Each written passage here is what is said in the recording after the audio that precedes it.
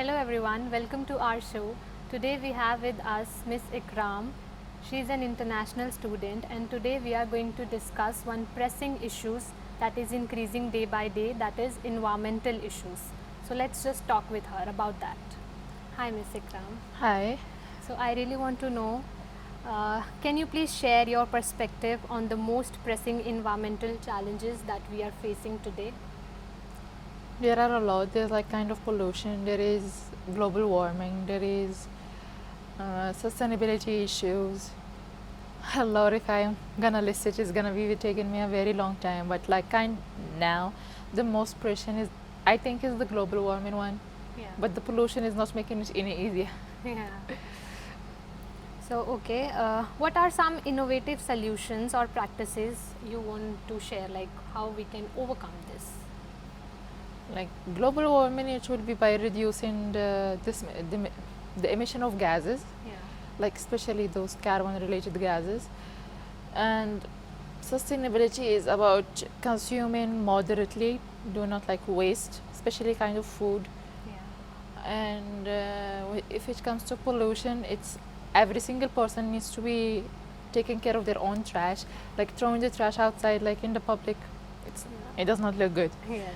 So, and the government also can play a huge role in this by implementing some rules like a fine. Like for example, in Singapore, it's a fine of throwing a trash in the public spaces. So if you're caught, you will be paying a fine for it. Other things, they can even sort the trash out and everything. They can help the people. They can make people know how they should do it, Yes. like teach them. And social media will be the easiest way to go through because it's accessible to every single person on the planet, I think so. Yes, yes.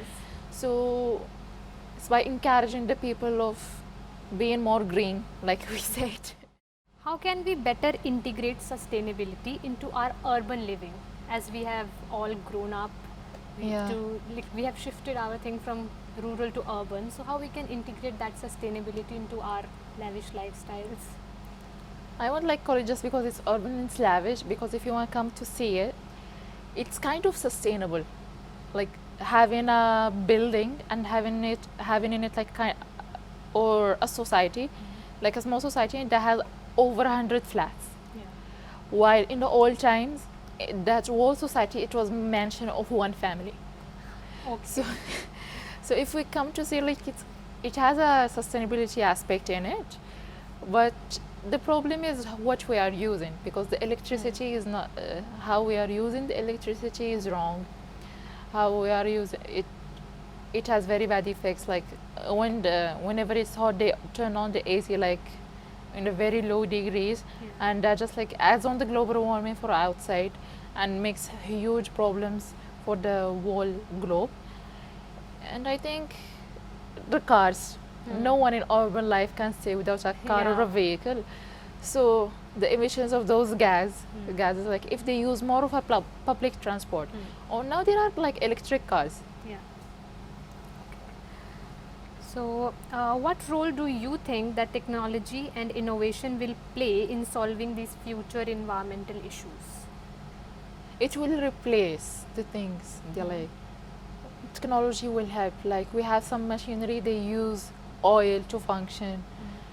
Like if the technology develops, it will be all using way less. It's gonna be using way less oil, and like even less electricity. So it will reduce the consumption of these two. So it will improve the sustainability, and it will also help the global warming. As I said before, electricity is also a cause of it. And yeah, like technology will help in reducing a lot of things we use it to consume, and it will also create a replacement for those things, like kind of a green one. So, in your experience, how important it is, like consumer behavior, in promoting these environmental challenges? A lot, because it's all on the consumer. Like the government, every higher authorities, they are there, but the main factor is the consumer's behavior. So if a person uses electricity reasonably, he does not pollute around, so there's like no trash around, it will be a huge help. Like for example, in COVID, just in COVID, the ozone hole, it was repaired. So it was repaired because there were no cars rolling around. There were like no excess of fuel consumption and like no pollution. So it did help. Yes. And who were not allowed to go outside? The consumers. Yeah. Like the higher authorities could not stay inside because they had a job to fulfill. So they had to go out. So their cars not like did not affect that much. The factories needed to go down, like Yes. to reduce their production because people are no longer consuming as much as they used to. So this did help in solving that, even though it was for only 1 year, but it did help the environment very much.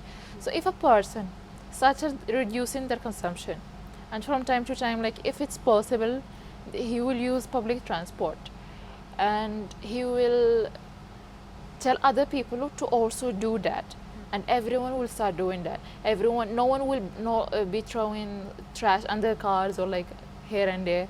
They will be always searching for bins. And if the government also provides bins, trash bins and stuff, they will also be like more courage to throw it in the bin rather than throwing it on the ground. Yes. Okay, so how can we encourage more sustainable choices? It's by raising them like that, telling them this, it's not good for the environment, but this is better for the environment. Yeah. So, and if you want to grow up and have your children grow up, Yeah. you need to choose something that's sustainable. So last, what advice would you give to individuals and organizations who want to contribute to a more sustainable future?